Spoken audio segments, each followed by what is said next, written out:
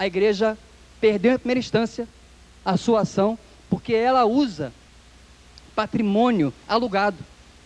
Então, a prefeitura lhe cobra IPTU. Há entendimentos de que esse imóvel, mesmo locado, em função de estar a serviço religioso, não deveria pagar IPTU.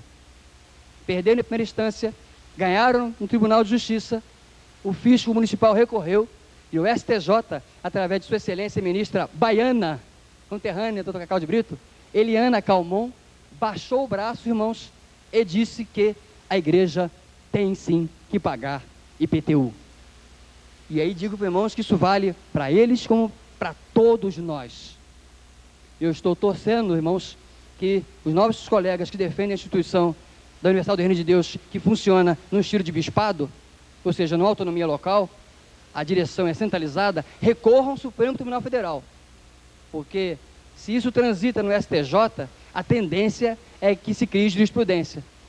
E aí o vento que venta lá, venta cá, irmãos. Isso trago como alerta. Mas isso não vale só também para evangélico, não. Rio de Janeiro, prefeitura, aciona a igreja por dívida de imposto.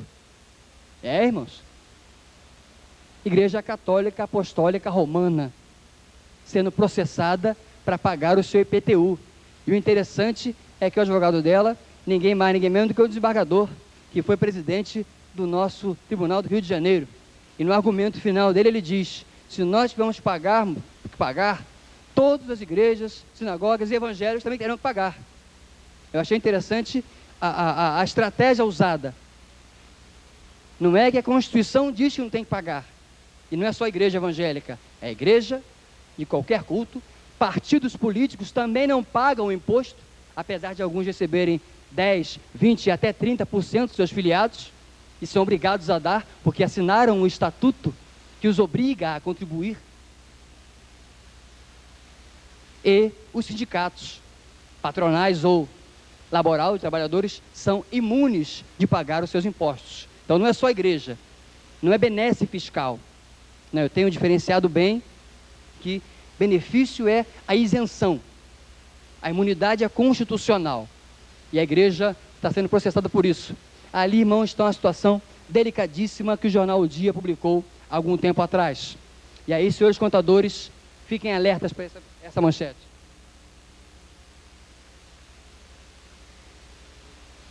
Numa situação interessantíssima, um rapaz evadido do tráfico diz para a polícia em que ele era cantor evangélico da igreja tal.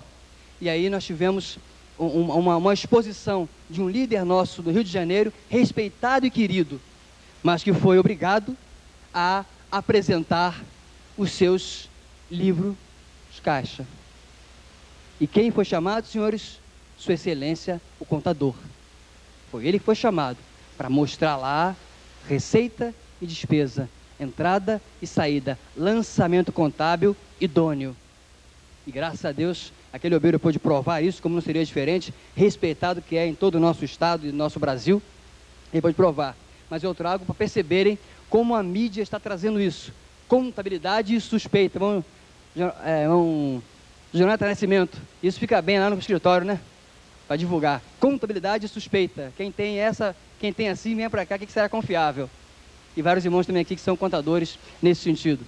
E aí então eu passo a falar agora, de maneira direta, de uma questão que tem mexido com os irmãos. Doutor Cacau de Brito, pode virar para trás, como disse toda de ontem. Pastor apela para a justiça dos homens. Vou passar por isso correndo, irmãos, mas muito correndo, só para registrar. Mais uma vez, a Igreja Universal do Reino de Deus é chamada à justiça, e isso está acontecendo muito no Rio e em São Paulo, onde seus obreiros estão indo para a justiça pleitear. E por que estou dizendo isso nesses assuntos? Porque esses assuntos todos, se gerarem dívidas, quem vai pagar é a instituição. Se ela não tiver, será o presidente e a diretoria que vai arcar. Eu estou mostrando a causa para depois ir para a consequência. 80 obreiros, inclusive com um contrato que é nulo de pleno direito. Pastor é sacerdote do reino de Deus. Pastor é subordinado ao Senhor. Ele falece da condição sine qua non de um empregado. 3 são as características: subordinação, continuidade e onerosidade. Ele não é empregado, é uma excrescência jurídica assinar-se a carteira de um pastor. Repito, não é ilegal, é uma excrescência. Participando de um debate na Rádio Melodia sobre um sindicato de pastores que surgiu por aí, etc., e já foi embora, eu dizia disso, que nós precisamos como igrejas abençoar os nossos obreiros, precisamos como igreja dar a eles o devido, que é justo, e até fazer como Jesus disse para a gente: se a vossa lei não exceder a escribas e fariseus. Eu estava no encontro aqui no Rio de Janeiro, numa cidade praiana, onde levantou um irmãozinho, doutor Joel de Brito, e perguntou: mas doutor, nós temos que dar para o pastor também as férias com mais 1/3? Respirei fundo e disse: irmão, por que essa pergunta não veio para mim com relação à secretária da igreja, ao zelador? Doutor, para eles somos obrigados. Eu disse: irmão, é a nossa obrigação com o nosso obreiro não é maior? A lei do amor não supera a lei dos homens? Então, igreja, se você convidou o seu obreiro e pactuou com ele um X valor, como o convidou, cumpra isso, porque esse pacto é moral, esse pacto é ético, mas ele é sobretudo espiritual, mesmo não tendo nenhuma legalidade. E digo isso lastrado em decisões de tribunais de todo o Brasil. Não existe, e com pesquisas fundamentadas, ainda um tribunal regional, que temos conhecimento pelo menos, que tenha dado razão. Há até alguns juízes, inclusive no Rio de Janeiro, que estão dando razão a alguns obreiros. Mas quando vai para o tribunal, eu tenho irmãos, sentenças, irmãos, onde ministros, inclusive do TST, e desembargadores na área federal, seja em São Paulo, Minas, Espírito Santo, Bahia, diversos estados, Pernambuco, então, onde há os nossos catedráticos jurídicos, em que há ministros citando a Bíblia, textos inteiros, para dizer que na hora que a justiça do trabalho reconhecer pastor como empregado, a fé se torna uma coisa barata, se torna uma questão para mercenários. Estou repetindo aquilo que os juízes, e alguns deles não evangélicos, ministros, estão dizendo. Talvez, parafraseando o texto sagrado, as pedras estão clamando. E tenho isso em minhas mãos. Então, ao mesmo tempo que coloco da igreja nenhuma obrigação legal, isso tem que ficar claro. Mas doutor, eu fiz o contrato, fui no cartório, assinei. Pastor, o irmão não é subordinado à igreja. Ah, mas eu dou conta da assembleia. Dá conta porque é presidente. Interessante, doutor Cacau de Brito, que a única decisão que encontrei foi contra católicos. Um juiz no interior do Brasil, e foi o tribunal confirmou, condenou uma igreja apostólica romana, porque ela possuía um coletor de dízimos, de ofertas, e ele tinha as características de empregado, mesmo prestando serviço religioso, e o tribunal entendeu que ele empregado era. Agora, irmãos, temos ações aí à beça, nesse Brasil inteiro, e temos pesquisado isso profundamente para falar sobre o assunto, e quando falo disso, falo justamente na linha de que isso vai repicar lá, nos atos administradores, artigo 47 do Código Civil, ou seja, os bens administradores, irmãos, mais uma vez insisto, leiam diretores, leiam presidente, vice-presidente, secretários, tesoureiros. Estes são os administradores, os que assumem a função de administrar legalmente a instituição, seja ela igreja ou qualquer outra. Está lá no artigo 47 do novo Código Civil. E a igreja poderá, no seu estatuto, registrar quais são as atribuições que o obreiro terá, quais são os poderes que a diretoria terá. Isso poderá estar lá. E eu digo mais, isso deverá estar lá, para que não haja abuso de direito, minha irmã, para que o obreiro não faça alguma coisa além daquilo que podia fazer, se não estiver registrado. Uma irmãzinha no encontro, pastor Ormindo lembra disso, nos nossos encontros, me saiu com a seguinte pergunta: doutor, então o pastor pode contratar um zelador, assinar a sua carteira com R$1.000 e depois sair da igreja e a igreja tem que pagar? Eu disse: minha irmã, ele assinou a carteira da igreja em qual condição? De pastor? Não. na condição de presidente. E o presidente tem a atribuição de contratar, demitir. E se os irmãos escolheram mal, vão ter que pagar, registrar isso, demitir a pessoa. Assim como uma outra igreja me consultava, dizendo que o contador, e aí com todo respeito aos que estão aqui, vou me valer do doutor Demeter ontem, né, dizendo que os que estão aqui não fazem isso, mas a igreja cometeu a excrescência de eleger o zelador. Queridos irmãos, pastores, contadores aqui, colegas advogados, zelador, secretária, não são cargos de eleição, não se elege zelador. Ele é empregado, é admitido, é demitido, enquanto bem servir. Ele não tem que ser eleito. E é o presidente que o faz. Bom, ele não sabe fazer. O presidente delega para o administrador fazer. Contrata alguém para fazer. Ele é que vai assinar. E lá o pastor conversava comigo dizendo que o contador, na época, orientara a botar na ata da igreja, meu querido irmão Hamilton. E foi lá para a ata da igreja. O zelador ganhará 5 salários mínimos. A secretária ganhará 3 salários mínimos. E esse obreiro liga para mim, preocupadíssimo, porque mudou o piso. Agora tem um piso estadual, o mínimo federal também. E aí tinha que pagar aquele valor. E ele perguntava, doutor, como é que eu faço? Pastor, vai doer. Vai. Só tem um jeito. Corta a cabeça. O irmão não poderá reduzir salário. É contra a lei. Nem que eles concordem. Nem que assinem documento, botem em cartório. É ilegal, são direitos irrenunciáveis. Mas eu tenho lá uma pessoa que ajuda. E se ela morre, irmão? A sua família pode vindicar os seus direitos. São irrenunciáveis.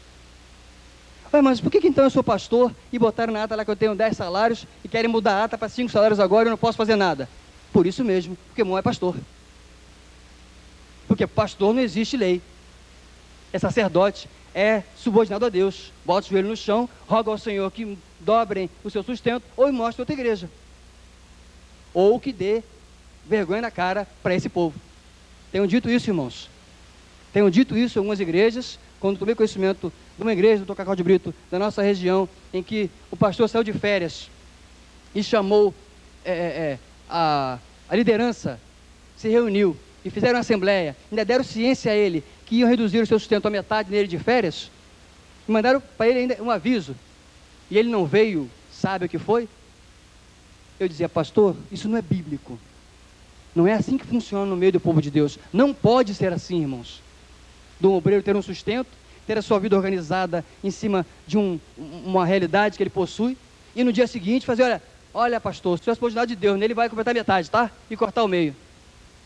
Porque nós estamos ferindo um princípio maior do que o da lei, que é um princípio espiritual. E esse é maior para nós, enquanto crentes em Cristo Jesus. E a igreja, em que pese ter toda uma instituição legal, ela é um organismo espiritual. E nós não podemos perder isso de vista, irmãos, de jeito nenhum. Senão, tudo que estamos fazendo aqui não serve para nada. Porque nós somos tão somente cooperadores. É o Espírito que opera. Nosso trabalho é de cooperar nesse trabalho do Senhor. A definição está lá. Vamos lá, Patrícia. A definição deve estar desses atos administradores. Então, esses atos estão vinculados, como eu já disse, à pessoa jurídica. Quaisquer atos que ele tomar enquanto empossado, ele o faz na qualidade de presidente, de diretor.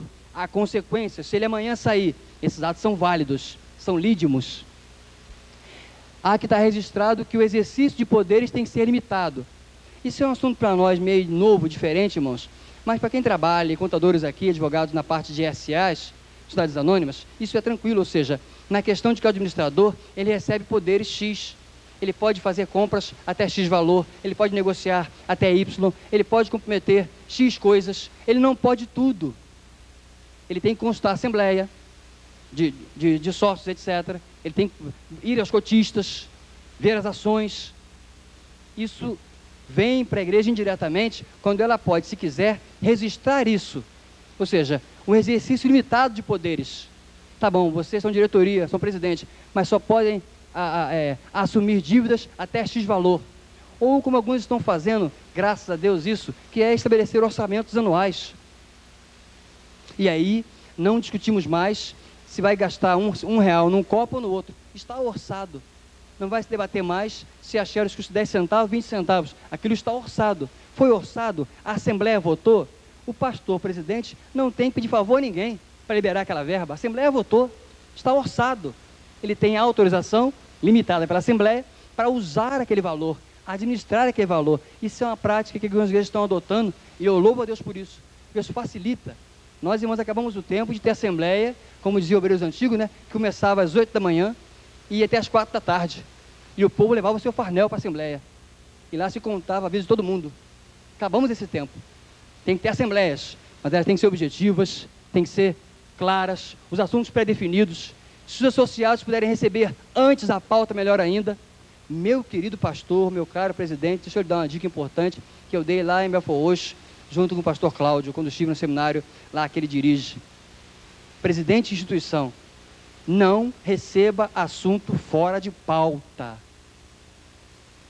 Não receba assunto. Ah, pastor, eu tenho um assunto para a Assembleia. Mas qual é, irmão? Ah, eu quero falar na hora. O irmão presidente tem autoridade, desde que o Estatuto e a Assembleia tenham lhe dado, de estabelecer critérios para que os assuntos só cheguem na Assembleia depois de peneirados pela diretoria. A diretoria tem a autoridade de saber o que vai ser tratado. E cabe ao presidente dizer se aquele assunto vai entrar ou não vai entrar, porque dele é a prerrogativa de manter a ordem no plenário. É dele, presidente. Então, os assuntos a serem tratados têm que necessariamente passar pela diretoria da igreja. E ela vai examinar se convém ou não. É claro, irmãos, estou dizendo isso para quem já possui esses instrumentos legais, para quem a Assembleia já deu poderes para isso. Porque tenho visto obreiros ter grande dificuldade quando surge o irmão lá com um assunto fora de propósito, que tem a ver com a vida dos outros, e aí o obreiro que está presidindo fica lá na frente, naquela saia mais do que justa, sem saber para onde ir. E depois terá repique no seu trabalho. E aí o artigo 50, irmãos, é objetivo.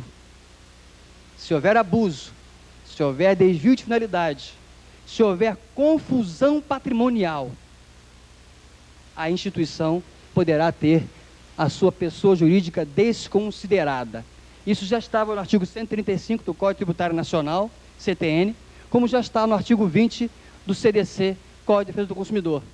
Isso vem agora para o nosso ganha status de norma jurídica, e é interessante que juízes já têm feito isso direto. Na área trabalhista, então, a gente só consegue receber depois penhora os bens pessoais. Na hora que você vai lá na conta do cidadão e penhora, bloqueia a conta dele, e aí ele vem conversar com a gente.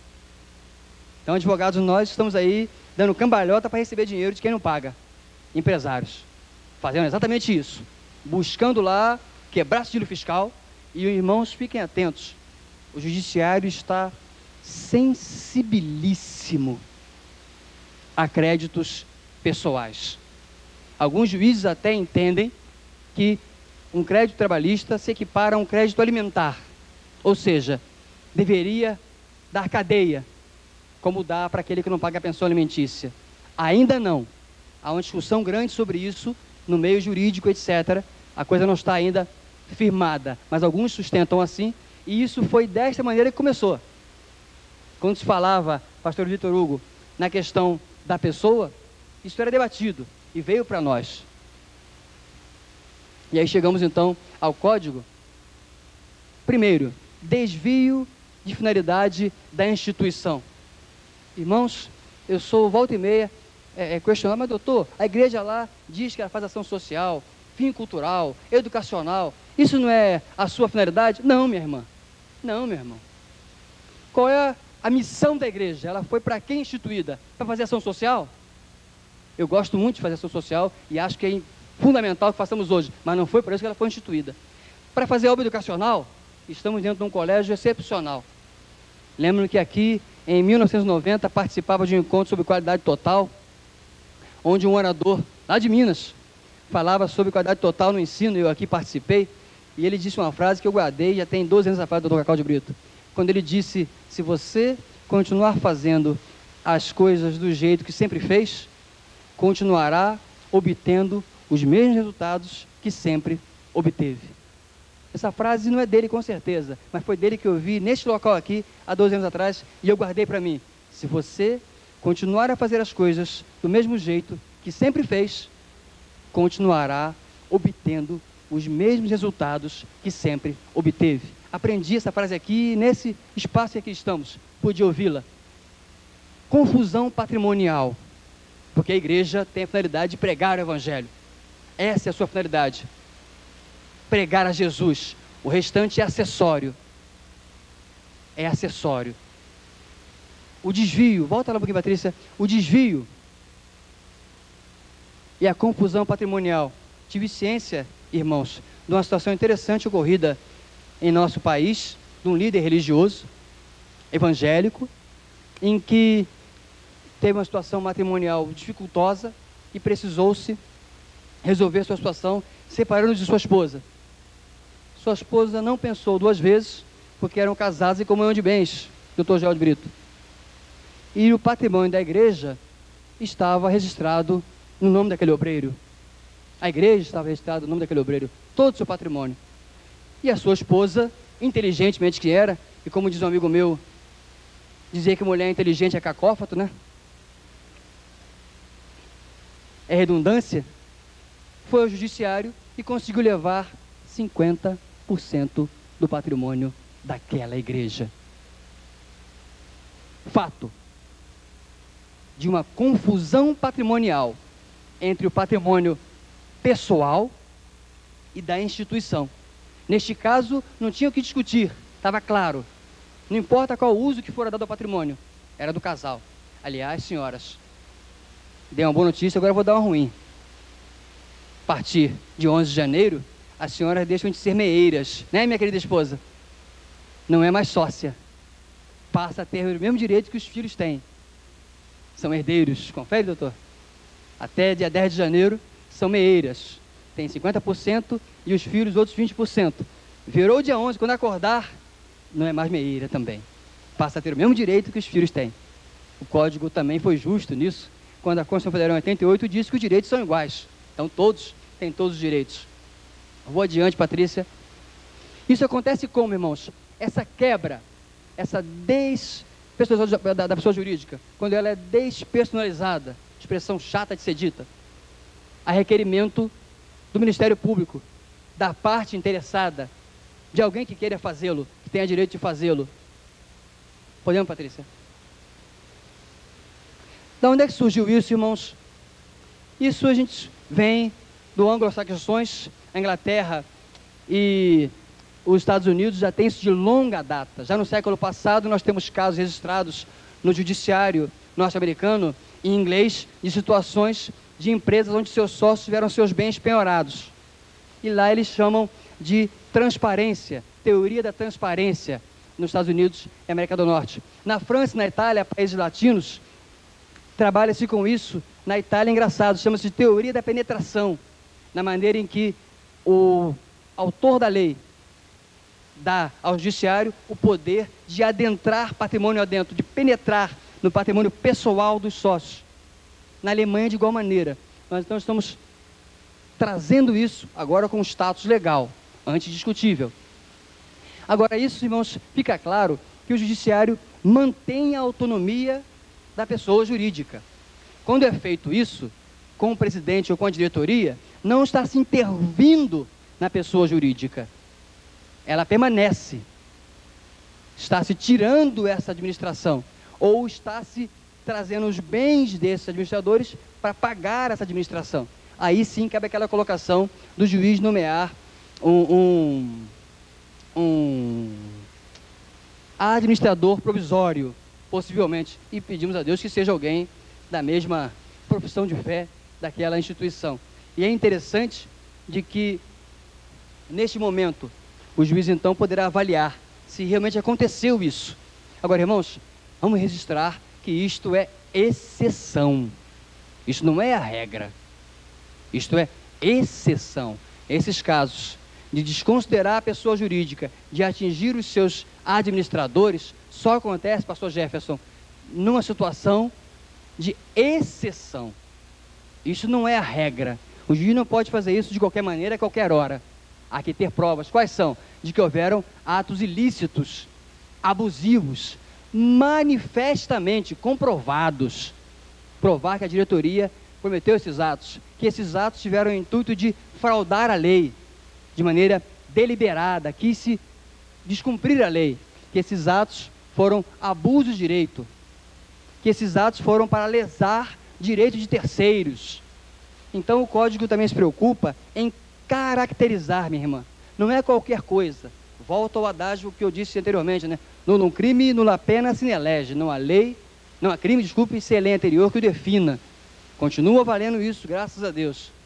Então, vai caber a quem alegar essa situação ter todo um instrumental técnico de provas, de argumento jurídico, para provar ao judiciário que verdadeiramente se cometeram esses atos. O juízo não pode, a seu bel prazer, dizer assim: olha igreja, olha a associação de moradores, olha a instituição, a partir de agora mando eu. Não é assim não, irmãos. Não, peraí. Não é assim que a banda toca, diz meu sogro. Não, não. Até porque existe a autonomia da vontade privada. Algo que há de ser respeitado profundamente. A autonomia da vontade privada, onde os indivíduos e instituições fazem aquilo que querem fazer, desde que seja dentro dos parâmetros legais. Vamos para os ócios, dos seus bens particulares. E aí nós vamos ver, no artigo 50, vejam aí, está registrado a responsabilidade pessoal dos diretores. Irmãos, registrem a expressão pessoal, pastor Ezequias. Nós que somos diretores lá naquela associação, fazemos parte. Somos responsáveis pessoalmente, não se discute mais isso. Intervém-se na instituição e os seus diretores, pessoalmente, são responsabilizados. O que quer dizer isso, minha irmã? Que o seu patrimônio será atingido para responder a débitos. No outro empresário, tive uma grande dificuldade quando a justiça penhorou seu sofá, sua televisão, penhorou seu videocassete para pagar débitos trabalhistas. Ele que era dono de uma empresa de mais de 40 funcionários e fez um contrato com o Estado e o Estado não pagou, e ele está hoje aí brigando, mas o empregado não queria saber disso. E se chegou a fazer quase 50 acordos, mas muitos desses não conseguiu fazer. E se penhorou bens. E chegou um momento em que se penhoraram o apartamento familiar. E nós tivemos que brigar judicialmente, e graças a Deus consegui fazer valer a lei, de que o seu apartamento é bem de família e não podia ser colocado em risco.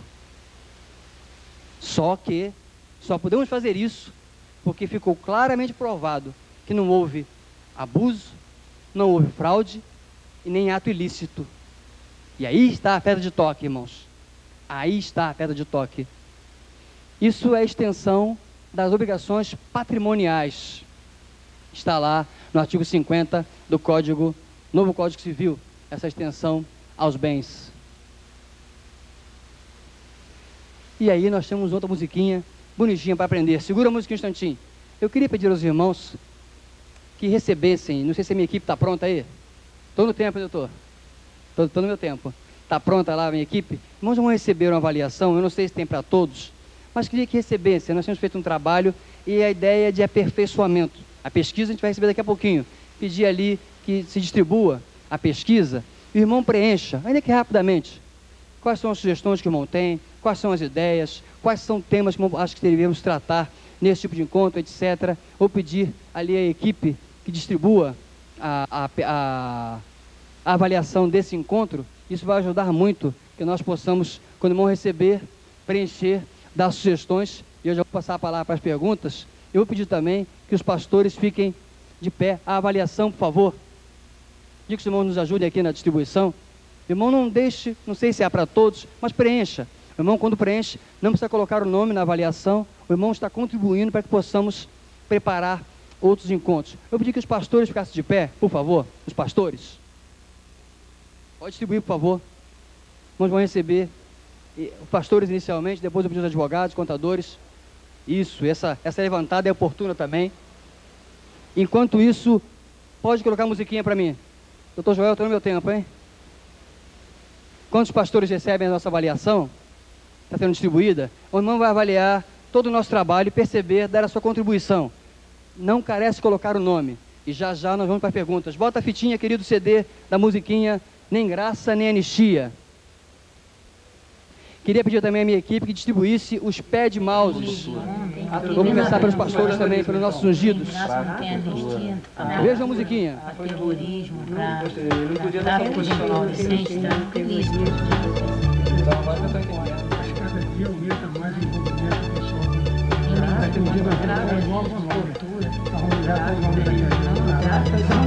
Não adianta querer graça ou anistia, pagar fiança ou tentar aguardar o julgamento em liberdade. Não adianta querer graça ou anistia, pagar fiança ou tentar aguardar o julgamento em liberdade, em liberdade. Se praticou crime hediondo, TTT, grande repulsa nos gerou, desde que Cadê meu som? Meu som tá bom. Os pastores em pé vão receber a pesquisa de avaliação. tráfico de entorpecentes, de terrorismo e também receberá o pad mouse, que é o nosso incentivo para a campanha de inclusão digital. Se a sua igreja não tem computador, vai ganhar um pad mouse para descansar ao seu mouse e comprar aí o restante. Só falta o restante. Preencha a avaliação pra gente, porque vamos agora para as perguntas importantíssimas nesse tempo maior que nós ficamos e logo depois do nosso painel. Importantíssimo. Eu estou com a equipe trabalhando aí. Isso, os pastores primeiramente. Eu não sei se tem para todos. Não adianta querer graça ou Compreende, por favor. anistia, pagar Pede mouse fiança para ou os tentar pastores. aguardar o julgamento em liberdade, em liberdade. Isso. Os outros vão ganhar depois. Se praticou Ok. crime hediondo, TTT, A minha equipe está fraquinha. Fica ela não é rápido. Os irmãos estão aqui em pé, já cansados de ficar em pé. Desde tráfico de entorpecentes, desde Percebe, irmãos, como é que está o direito? Olha lá a música. Nem graça, nem anistia.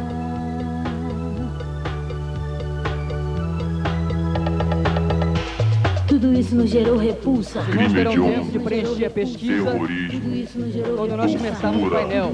tráfico, Tudo isso nos crime gerou hediondo, repulsa. Minha equipe está lá atrás. Isso, pode ir chegando. tortura, Não deixe de preencher. Quando sair, devolva crime pra gente. hediondo, Nós pretendemos que os terrorismo, irmãos tenham tortura, chance de dar sugestões, tráfico. participar, etc. Minha equipe está lá atrás, já está chegando na frente. Eu estou começando pelos pastores, depois chego, e aqui está o nosso público-alvo maior. Os diáconos, líderes, contadores e advogados.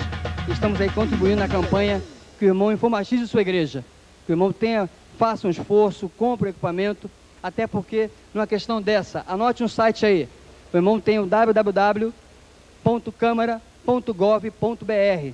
O irmão pode acessar qualquer tipo de texto legal através do site da Câmara do Governo Federal, entre outros sites importantes. Hoje de manhã o rapaz me procurava aqui falando que ele é dono de um portal, Farol Jurídico, dizendo que chegou agora o Evangelho. E eu disse, seja muito bem-vindo.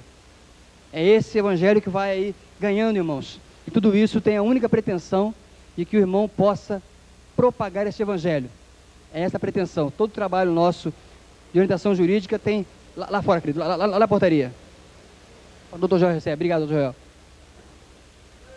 Isso ali, ó, isso, os obreiros estão aí. Obrigado, pastor Gilton. Os que receberem podem sentar.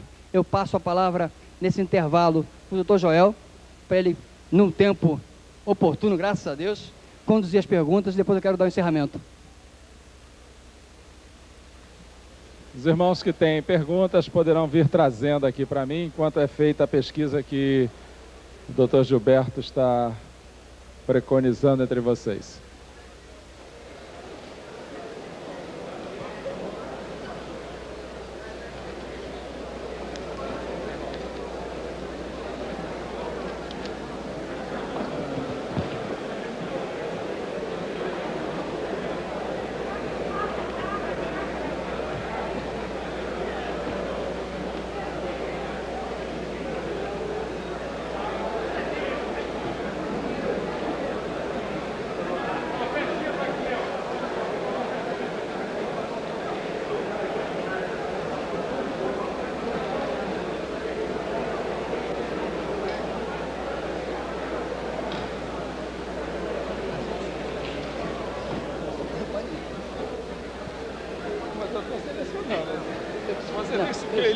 Eu sei disso. Então nós estamos nesse primeiro momento privilegiando os obreiros para que eles possam levar para suas igrejas. Nós estamos aí dando um incentivo. Chegue na sua igreja e diz: olha, já ganhei o pé de mouse, só falta o computador. E aí compre, já se paga aí em 50 vezes. E é importante, irmãos, é importantíssimo que tenhamos aí instrumentos como computadores para que não tenhamos analfabetos, nem analfabíblicos e muito menos analfabetos entre nós. Isso. Irmão, por favor, vai receber o seu pé de mouse, descanso do seu computador. Por favor, não deixe de preencher a sua avaliação. Ela me é importantíssima para que possamos aperfeiçoar o nosso trabalho, encontrar estratégias para realizá-lo. Estamos num local quente. Os irmãos devem saber disso com certeza, e eu mais ainda. E de repente temos outras estratégias de outros locais, de ter encontros como esse, para abençoar o povo de Deus e também com custo acessível, como podemos trabalhar com esse, com a Ação de Jogados Evangélicos, com o Centro de Ajuda Cristã, nessa linha de raciocínio. Por isso é vital que o irmão preencha a avaliação deste simpósio e dê lá a sua nota, dê sua sugestão. Nós vamos recolher tudo isso, depois sentar com o Centro de Ajuda Cristã, os evangélicos, e aí fazer considerações. Neste, irmão, não carece colocar o seu nome, não precisa. Faça considerações, sugestões, críticas, aperfeiçoamentos, temas que o irmão acha oportuno. Vamos recolher isso e isso vai nos abençoar para que possamos devolver para os irmãos trabalhos como esse. Vamos ao sorteio, pastor Gilton?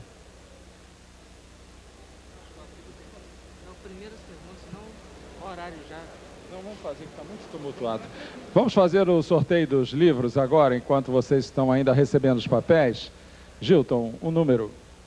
Bem, eu vou dizer o número que corresponde à data do meu nascimento. Dia 9. Número 9, presente? Número 9. Não está presente. Então diz o dia, o mês. O mês é 6. Número 6. Não está presente? Bom, o ano você podia você dizer porque está acima da nossa, né? Um outro número, pastor. 345. 345. Aí. Levante a mão, 345. Ok, irmão. Vem cá na frente receber o seu livro. Vamos dar uma salva de palmas para eles? Rapidinho, rapidinho, 345. Patrícia, outro número. 590. 590. 590. Presente? Ok, venha receber, por favor, irmão. Palmas para ele também. Garcia, outro número. Rapaz, eu vou ter que... Nós temos até 667, tá aí? Olha, tá ali. Teoricamente foi o último inscrito.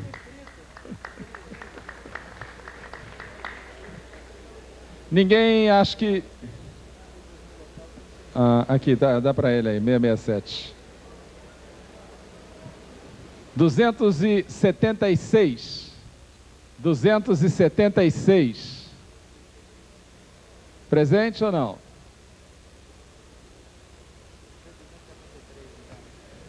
Está lá atrás, vem lá ele lá, 276. São os 4 livros deste momento. Palmas para ele também, está custando a chegar um pouquinho aqui, mas... Vamos lá, doutor Gilberto, as perguntas sobre as duas palestras, né? 1/5 da membresia tem o direito de convocar a assembleia à revelia do presidente, e colocou entre aspas, tá? Naturalmente reproduzindo as suas palavras. Mas sem a participação deste, eles realizam como? Quem preside? Quem convoca? Essa é outra pergunta que eu tenho que puxar o cartão. Aí entramos na questão operacional.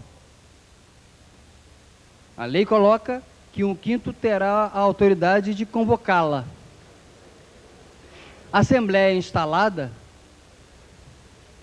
e se o presidente que continua sendo na instituição presidente, não quiser presidi-la, vai caber a este grupo deliberar como ela será orientada, se no estatuto já não deliberar sobre esse assunto, como geralmente não se delibera. Repito, eles têm o poder de promovê-la. Promoveram. O presidente, Dr. Joel, continua sendo presidente da instituição. Mas se ele não quiser, nem a diretoria, presidi-la, este grupo poderá deliberar quem irá presidir e qual será o modus operandi, como vamos trabalhar, como vai funcionar essa deliberação. E o que é mais importante, ela terá validade, se feita dentro da orientação legal. A pergunta seguinte você já respondeu, mas é só para ratificar. É exigido pela lei a existência de regimento interno ou basta o estatuto? A lei não exige regimento interno. O que nós orientamos de maneira operacional é que a igreja, e aí é um sério problema, irmãos. O irmão mandou um estatuto no outro estado, e o estatuto era de 67, se eu não me engano. E ele preocupado, mas doutor, está ruim o estatuto, ele é velho. Eu disse, pastor, um documento não é bom ou ruim pela sua idade. Ele pode ser um documento excepcional e ter muitos anos. Então, o tempo por si só não desqualifica um documento. Até porque os nossos pioneiros foram sábios quando criaram instituições entre nós para resguardar os patrimônios. Quando criaram entre nós instituições que resguardam a igreja, e aí, doutor Joel, eu preciso fazer esse viés. Uma igreja perdeu, irmãos, a sua imunidade fiscal na Receita Federal, porque no seu estatuto, isso consta da coletânea de decisões, ela dizia que ia aplicar dinheiro no exterior. Lá no seu estatuto. E a Receita, então, tirou-lhe, como deve fazer, a sua imunidade fiscal. Porque o dinheiro da igreja, a associação civil ou religiosa, tem que ser aplicada dentro do país, do território nacional. E aí se perguntam, mas espera aí, nós não sustentamos obras missionárias no mundo inteiro? Sim, é verdade. Só que o dinheiro que a sua igreja manda, que a minha manda, na campanha que fazemos, nossos vários institutos, organizações que existem, esse dinheiro não vai para o exterior. Porque a sua igreja e a minha não tem registro no Banco Central para mandar dinheiro para fora. Porque senão isso chama-se evasão de divisas. A sua igreja e a minha não tem conta CC5 registrada no Banco Central. As instituições têm, essas instituições que recebem as ofertas nossas e encaminham o recurso para o exterior. Então a sua igreja e a minha aplica direito território nacional, sim, quando ela manda para a instituição que recolhe esse recurso. E essa instituição, sim, tem poder de mandá-lo para fora, porque ela tem registro no Banco Central, ela segue princípios legais de uma conta CC5, que é a conta que se manda dólares para o exterior, porque se for fora disso, irmão, o irmão será incriminado por estar evadindo divisas do país. Então, clarificado o assunto.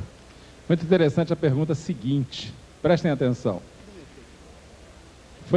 Vou ipsis literis. Foi colocado que os pais, segundo o NCC, têm que assinar autorização para o filho menor de 18 anos ser batizado.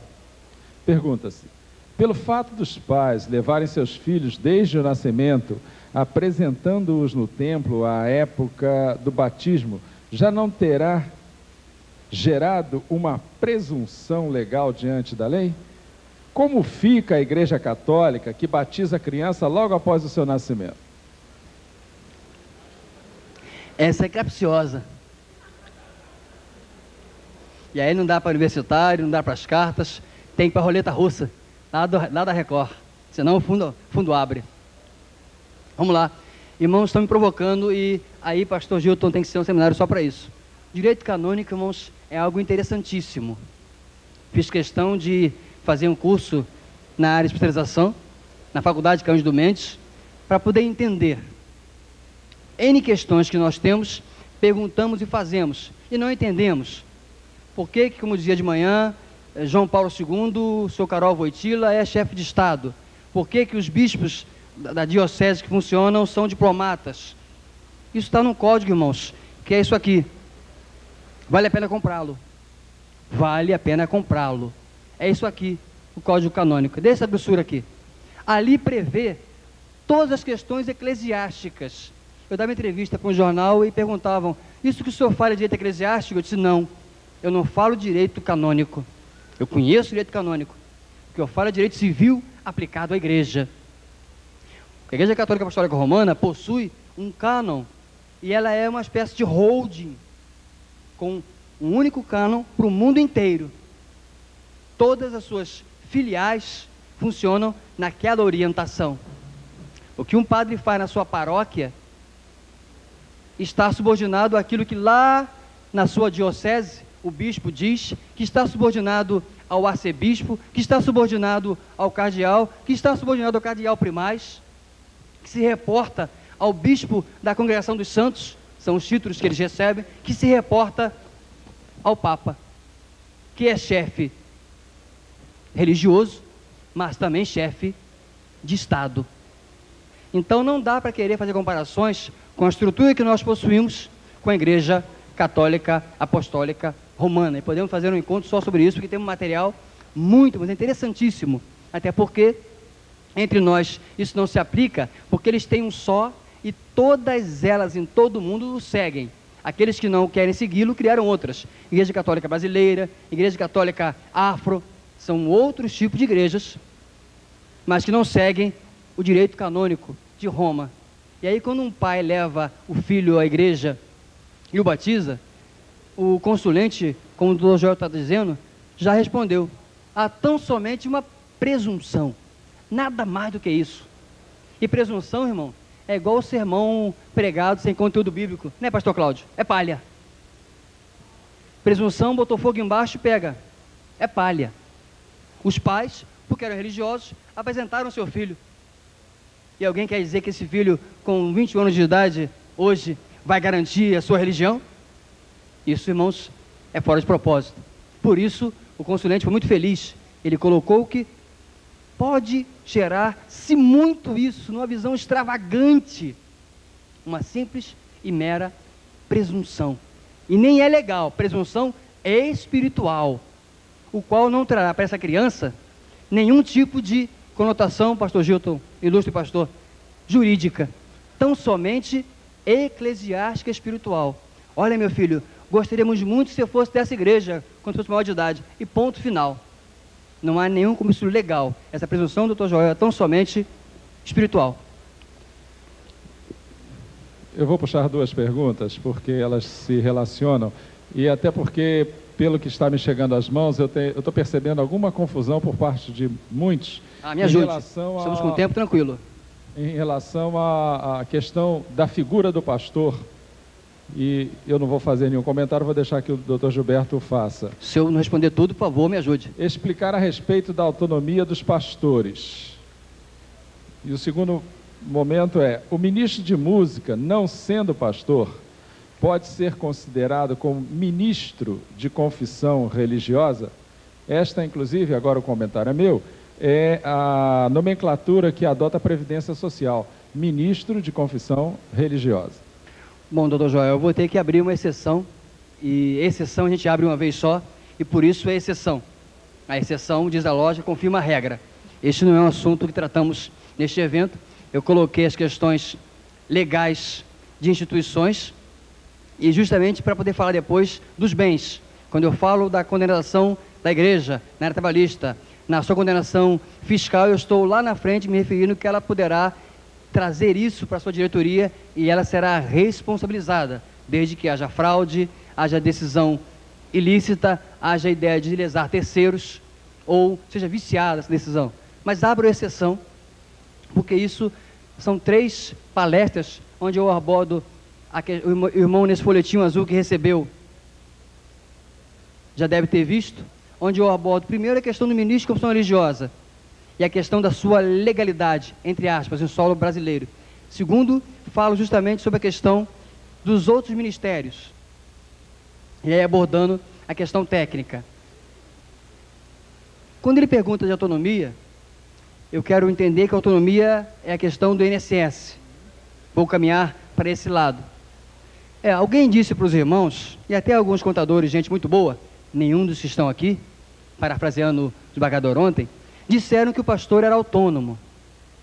E eu vou dizer para os irmãos que o pastor nunca foi autônomo. Eu vou dizer mais uma vez, o pastor nunca foi autônomo. Vou dizer a terceira vez, o pastor nunca foi autônomo. A reforma da lei de 91 do INSS disse que o pastor seria, e não o pastor, como o Dr. Jorge Brito já colocou muito bem, o ministro de confissão religiosa. Seria equiparado ao autônomo para efeitos previdenciários. Essa expressão, minha irmã querida, equiparado, faz uma diferença. É aquela vírgula que uma seita coloca, né? Quando diz, hoje ainda, estarás comigo no paraíso. E nós dizemos, hoje ainda estarás comigo no paraíso. Faz uma diferença o português. Para nós é hoje mesmo. Para eles é uma visão de futuro. Esse equiparado muda tudo. E alguns, gente de muito boa fé, passou a falar sobre isso. E está lá claro na lei, que foi mudada agora no 99, inclusive.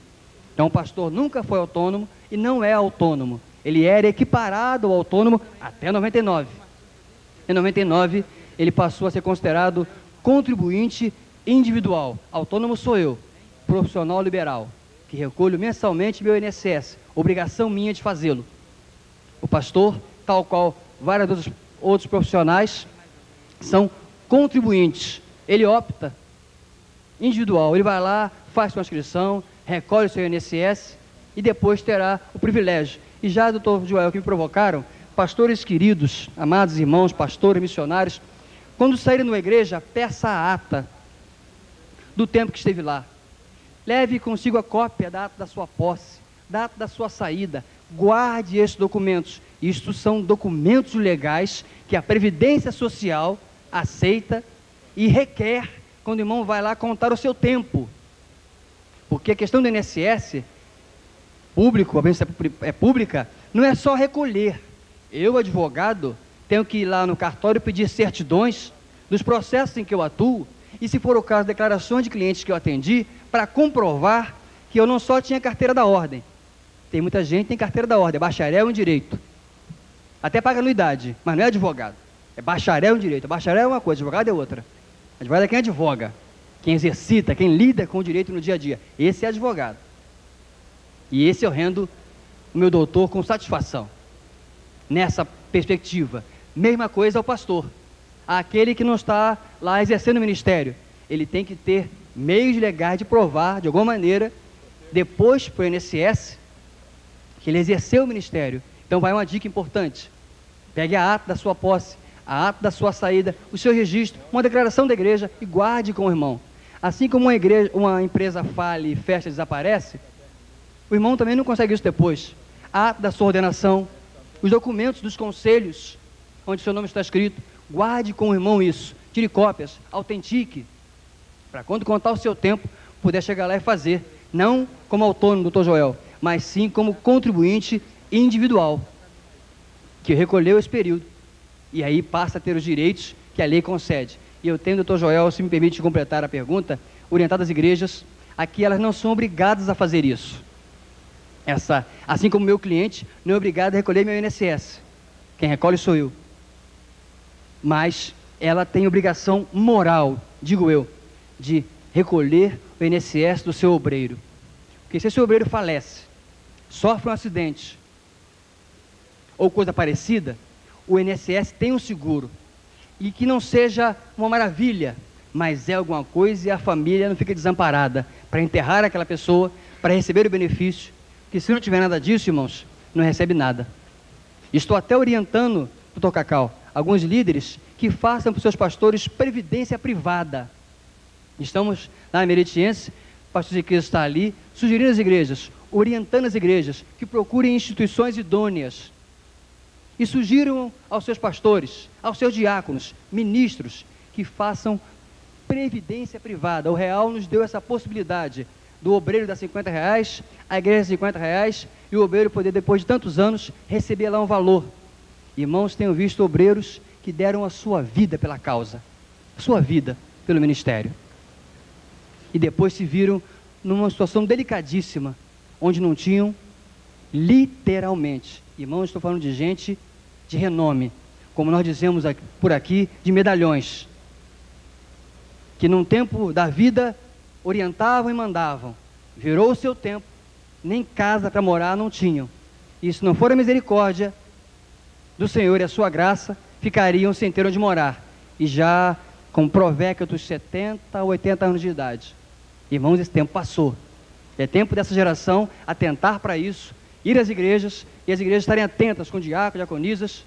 E irmãos, os bancos estão aí caçando a gente. Caçando. As instituições perceberam que os evangélicos são bons para esse negócio. E por quê, irmãos? Entre nós não se fuma, não se bebe, os acidentes são raros, ou seja, nós somos um público excelente. Somos aqueles que vão pagar muito mais do que os outros para depois usufruir. Porque queremos viver muito, queremos pregar mais. Então este é um tema para hoje.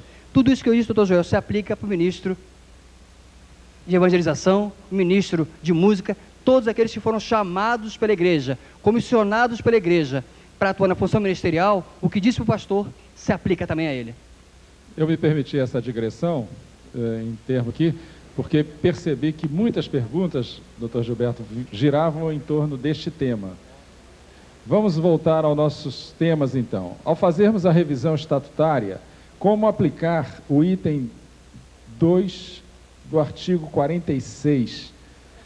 É uma oportunidade de você esclarecer melhor isso rapidamente. Se os fundadores não são mais participantes.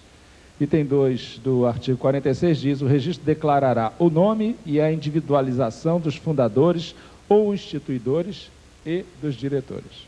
Ótimo, não, nenhum problema.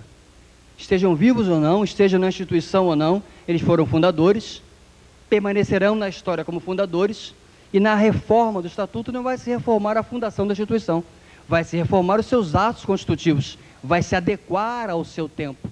Tanto é que há instituições, como eu falei, que possuem sócios fundadores, que não são votantes. E aí é uma área interessantíssima, irmãos, que precisamos pensar. Vi isso também, e aí concordo com um colega nosso, advogado da Assembleia de Deus, inclusive, num livro onde ele fala sobre isso. A ideia de trazer sócios, o que já é aplicado em outras instituições. Repito, sócios fundadores, sócios cooperadores, sócios eméritos, e vários tipos de classificação de associados, sendo que alguns desses podem votar e outros não. Então não muda nada o fato de ter fundadores falecidos, ou em outra denominação, ou já no céu. Não muda nada na questão legal. Se os administradores respondem com seus bens pelos negócios da instituição, como fazer se a Assembleia deliberar por realizar negócio temerário contra a orientação da diretoria? Boa pergunta, boa, muito boa. Bom, meu querido doutor Joel, a quem perguntou eu respondo: se eu estiver presidindo, eu renuncio. Se eu estiver presidindo, eu renuncio. Assim como um cliente meu, se tomar uma decisão que eu entendo temerária, em que está botando risco da causa dele e o meu nome, eu digo: muito obrigado, me pague o que me deve, procure outro advogado.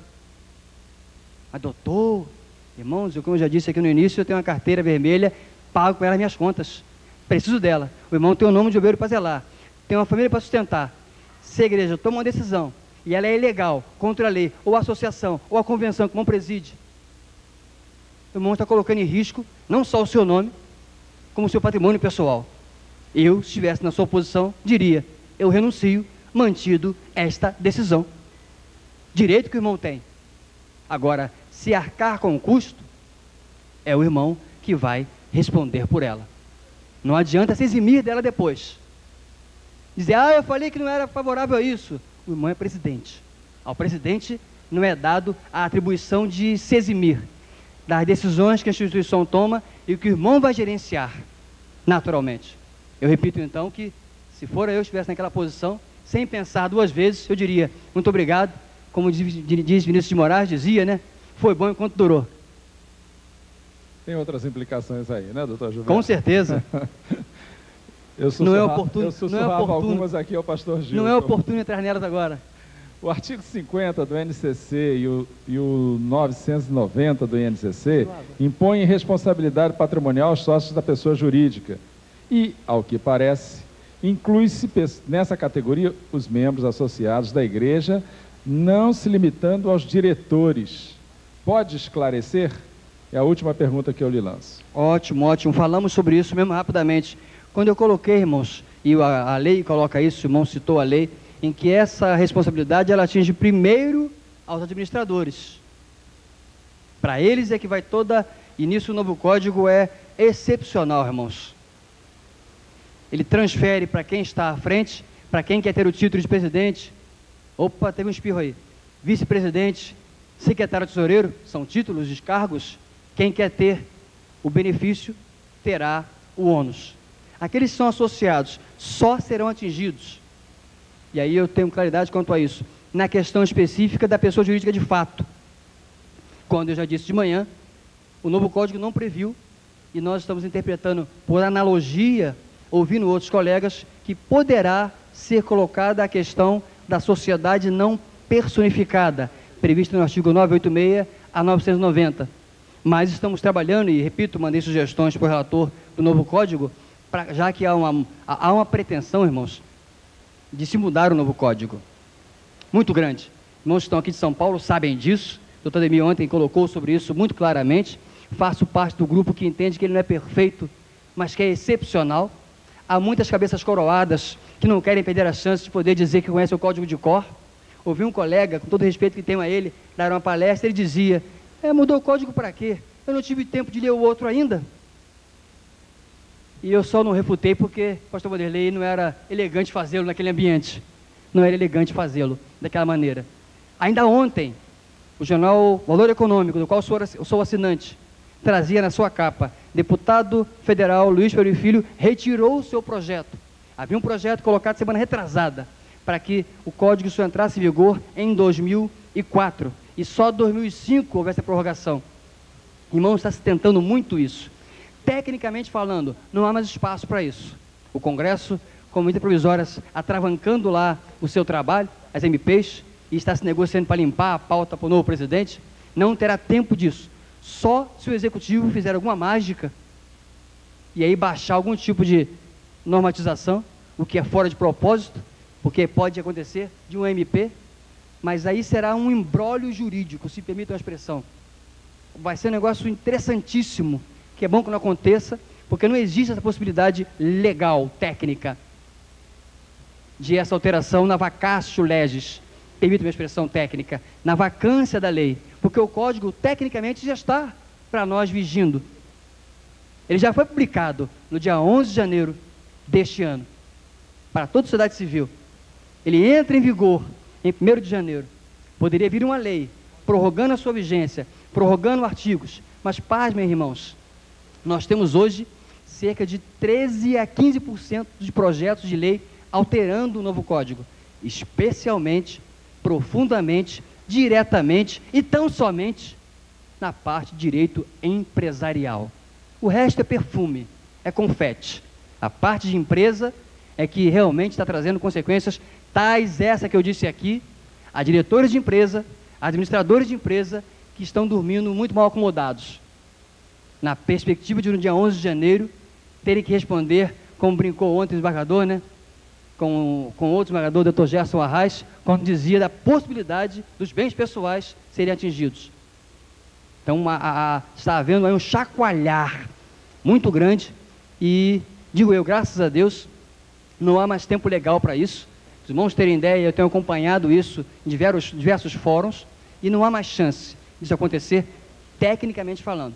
É claro, nada impede que o Executivo baixe o MP, medida provisória, que tem força de lei, mas será um imbróglio jurídico, ou seja, isso não existe na história desse jeito feito. Há uma exceção brabíssima do Código Penal que não entrou em vigor, que foi postergado e não entrou em vigor, mesmo depois de publicado. Isso fere a toda a nossa estrutura jurídica. Os irmãos que estão aqui, como eu, estavam lá, alguns em casa, alguns na empresa, como eu, quando viram o deputado Ulisses Guimarães, ao dia 5 de outubro, 4 horas da tarde e alguns minutos, dizer: está promulgada a Constituição Federal da República Federativa do Brasil. E no minuto seguinte, ela estava valendo para todos os efeitos legais. Isso causou um rebuliço jurídico. Então não há porquê, em mais de um ano já de vigência, o próprio Fiuza, nesta obra que indiquei aos irmãos, uma pequena fortuna, mas de boa leitura, já esgotada, já diz isso. já leva projetos e já há previsão de que ele entre em vigor e logo após haja um projeto de reforma. E aí, doutor Joel, a nossa sugestão é nesse sentido, de que as igrejas, associações e instituições não sejam consideradas, porque é um risco isso, mesmo essa interpretação análoga da sociedade não personificada, daqueles que se juntam para fazer negócios, mas que não registraram seus títulos, seus atos constitutivos. O juiz pode cercá-los. No novo Código não prevê com relação à igreja. Artigo 20, parágrafo 2º. E nós mandamos a sugestão para Ricardo Fiuza, via Dr. Mário Luiz Delgado, para que o Código recepcionasse, repetisse o texto, que é perfeito, consta no Código Antigo, e vai dar tranquilidade, não deixará o arbítrio do juízo, e esse é nosso risco, esse tipo de decisão com relação à igreja. Por isso eu entendo que os sócios associados só serão atingidos nessa hipótese, porque nas outras o estatuto tem que registrar, como eu disse, que os sócios não respondem solidária nem subsidiariamente. Agora é claro, irmãos, vamos aqui deixar claro que não estamos aqui falando em algum conluio. Se um terceiro interessado ou alguém prova que houve algum tipo de conluio no grupo todo, coisa parecida, para fraudar a lei, abusar, desviar, aí o judiciário não vai pensar duas vezes, irmãos, porque isso tem um nome feio, quadrilha. Então tem que ficar claro isso. O estatuto, quando é registrado, tem que constar lá que o membro não responde nem subsidiariamente. Então eu posso ser membro de qualquer igreja, qualquer denominação, desde que eu veja o estatuto e veja lá, ah, bom, meu patrimônio não vai ser mexido aqui. Ah, mas se for ali para a diretoria, bom, aí eu vou ter que correr riscos por ser diretor. São duas questões diferentes. Obrigado, doutor Joel, pela boa palavra. Doutor Gil, pastor, depois do sorteio, você me devolve? Rapidamente, com conclusão? Nós temos mais algumas coisas para distribuir para vocês. Teremos então um sorteio rapidamente de 4 dos livros sobre a pena de morte. E teremos também, pelo menos 10, não é isso? 10 CDs da Associação dos Advogados Evangélicos, com músicas cantadas pelo Pedro Barreto, o Pedrão do No Limite. Então nós vamos rapidamente distribuir entre os participantes. E eu gostaria de mudar um pouco o critério, porque tem pessoas que se inscreveram aqui no local em substituição a desistências e estão sem número de senha. Então eu gostaria de que um inscrito destes, que é do estado do Rio de Janeiro, fosse o primeiro levantou. Pronto, temos lá uma irmã, primeira que levantou, já ganhou um livro. Um outro destes que é de fora do Rio de Janeiro, fora do Rio, rapidamente, o primeiro a levantar-se. Não, no caso, o estatuto diz que no caso de várias pessoas pedindo a palavra, é o mais distante, não é isso? Regras parlamentares. Então, mais distante, por favor, lá de trás, um deles vem aqui rapidamente pegar o livro que escolheu. Camisa vermelha lá, por favor. Voltando aos números dos inscritos, para também não ficar discriminatório aí. Rapidamente, você de camisa vermelha, diga um número já.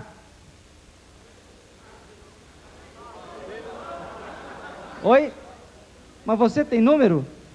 Você tem número? Era só para quem não tinha número. Ora. Mas ele disse 395, vamos lá? 395. É o dele mesmo? Ora. Ele leu o número dele, ora. Vamos um outro número, por favor. Deixa eu pedir, pastor, por favor, irmão, um número qualquer. 201, por favor, está presente? Vamos lá, rapidamente, 201. Gilberto, qual a sua idade, Gilberto? 4 décadas. E? 40 anos, velho. 40 redondo? Redondinho. Não, eu perguntei de verdade. Ah, bom. 40, quem quer o 40 aí, rapidamente? Número 40 não tem? Não está presente? Depois de 600, pode ser o 623, então, pronto. Vem lá o 623, pronto, tá resolvido. Tem mais um livro aqui ainda? Tem mais um aqui. Último número entre 200 e 300, aí um número... 233, pronto. Quantas páginas tem esse livro? Espera aí. Esse livro tem 220 páginas, é esse que vai ser então. Pronto. Ah, o 233 está aqui, está vivo. Pronto. 10 CDs agora. Vamos fazer o seguinte, para ganharmos tempo, nós vamos estar lá fora fazendo a entrega desses 10 CDs àqueles que puderem e quiserem. Pastor Gilton. Não bem assim, Gilton. A nossa intenção da Associação dos Advogados Evangélicos é presentear com este CD um representante de cada um dos estados Muito bom. que estão conosco. Então, um representante da Bahia, só temos uma irmã, um representante de Pernambuco, um representante de Goiás, Brasília, São Paulo, Paraná, Paraíba. todos os estados. Aí, um representante vai procurar o pastor Gilton e ele vai fazer a distribuição. O Dr. Gilberto Garcia com o encerramento da participação. Obrigado, dele. doutor Joel. Depois da fala dele, prestem atenção. Por favor. Por favor. Prestem atenção. Nós vamos dar um intervalo de 10 minutos. 10 minutos. E em seguida estaremos aqui retornando para o painel. E os painelistas já vão ir procurando o Dr. Cacau de Brito para os últimos entendimentos. Doutor Gilberto. Joel, obrigado, querido. Irmãos, o irmão da revista Enfoque, ele estava por aqui na frente. Digo que desse uma palavra. Ah, sim. Os irmãos que não receberam a nossa avaliação, por favor, levante o braço. Que não receberam. Fique com o braço em pé, por favor. Os irmãos que estão com papel, vamos entregar para os irmãos. Por favor. Irmão que não receberam a avaliação. Os irmãos vão distribuir. Fique com o braço em pé, por gentileza. Enquanto não chega a pessoa. Aí até você com a avaliação. Tem irmão distribuindo, por favor, irmãos. Lá na frente, para entregar. Depois de preencher, entregar, por favor. Irmãos que não receberam. Irmãos, esta revista Enfoque que tem o Pelé na capa. Irmãos vão ganhar de presente lá fora. Algumas que ele tem lá. E essa, eu estou brincando, doutor Joel, que essa o Pelé está na capa e eu estou dentro. Por isso essa será distribuída para os irmãos que lá pegarem. A avaliação está na mão dos irmãos. A revista Enfoque, parceira nossa. Também Defesa da Fé, também parceira nossa. Doutor Joel, não posso deixar passar a oportunidade. Bota aí para mim. Irmãos, sentem um pouquinho, por favor. Nós estamos indo para o intervalo agora. Estamos dentro do tempo, graças a Deus, nesse sentido. Daquilo que foi contratado com os irmãos. Abordamos exatamente cada tema. Abordamos as perguntas que foram por nós colocadas. Elas foram respondidas com a graça de Deus. Mas eu não posso deixar os irmãos irem embora desse local, gente do Brasil inteiro, gente de nações diferentes, sem dar uma palavra de cunho não jurídico. Esse texto chegou até a minha mão e eu creio que ele se aplica profundamente a mim e a você. Fala da convivência. Durante uma era glacial muito remota, quando parte do globo terrestre esteve coberto por densas camadas de gelo, muitos animais não resistiram ao frio intenso e morreram, indefesos por não se adaptarem às condições do clima hostil. Foi então que uma manada de porcos-espinhos, numa tentativa de se proteger e sobreviver, começou a se unir e a juntar-se mais e mais. Assim agasalhavam-se mutuamente, aqueciam-se, enfrentando por mais tempo aquele inverno tenebroso. Porém, vida ingrata, os espinhos de cada um começaram a ferir os companheiros mais próximos, justamente aqueles que lhe forneciam mais calor, aquele calor vital, questão de vida ou morte. Então se afastaram, feridos, magoados, sofridos, dispersaram-se por não suportarem mais tempo os espinhos de seus semelhantes. Doía muito, contudo, separados, logo começaram a morrer congelados. Os que não morreram voltaram a se aproximar pouco a pouco, com jeito, com precauções. Tô, Cacau, com sua licença. Com jeito, com precauções, de tal forma que, embora unidos, cada qual conservava uma certa distância do outro, mínima, mas suficiente para conviver sem ferir, para sobreviver sem magoar, sem causar danos recíprocos, preservando a individualidade necessária a cada um. Assim, aprenderam a conviver juntos, suportarem uns aos outros, apoiarem uns aos outros, superarem barreiras, resistindo assim à longa era glacial, sobreviveram. É fácil trocar palavras, difícil é interpretar os silêncios. É fácil caminhar lado a lado, difícil é saber como encontrar. É fácil beijar o rosto, difícil é chegar ao coração. É fácil apertar as mãos, difícil é reter o calor. É fácil sentir o amor, difícil é conter sua torrente. Irmãos queridos do Brasil inteiro, evangélicos, do mais diversos matizes que aceitaram o nosso convite e convocação, essa fábula tem uma validade fantástica para nós hoje. Aquilo que nos une, irmãos, é maior do que o que nos separa. Fiquemos de pé nesse instante, irmãos. Num desses programas que tenho assistido, uma apresentadora ensinava a jovens que é importante sorrir quando vai pegar entrevista, quando vai buscar um emprego, trabalho, etc. E ela falava que existem 3 tipos de abraço. Eu aprendi aquilo e guardei. Minha esposa não gosta muito, mas eu vejo televisão com controle de remoto na mão. Deu comercial, passa o canal. E aí, num dessas passagens, ela ensinou isso. 3 tipos de abraço. Ela ensinou, vire para o irmão que está ao seu lado e faça comigo. Pastor Gil, tenha bondade. Ela ensinou que é o abraço passa-cachorro. Vire para o seu lado. Este é o abraço passa-cachorro, bem distante. Abrace o outro. Aqui no meio passa um cachorro. Em alguns, até elefante. Ela disse também que há o abraço expectorante. Aquele tem que ter cuidado que as costas chegam a doer. Vire, abrace e bata mais devagar. Pastor Gilton, um expectorante. Esse limpa o pulmão. Mas ela falou também que é aquilo que os psicólogos chamam de abraço do coração. Meus irmãos e minhas irmãs das denominações mais diversas possíveis aqui presentes, para a glória de Deus, ela dizia que se a sua esposa não está bem com você, ela recusa esse abraço. Se o seu filho está começando a se envolver com drogas ou coisa parecida, ele não quer chegar perto de você. E ela dizia que essa é uma das formas de você sentir o outro. Quando você abraça o outro e sente o pulsar do coração dele. E aí ela chamou de abraço do coração. Dê um abraço do coração que está ao seu lado. Em nome de Jesus.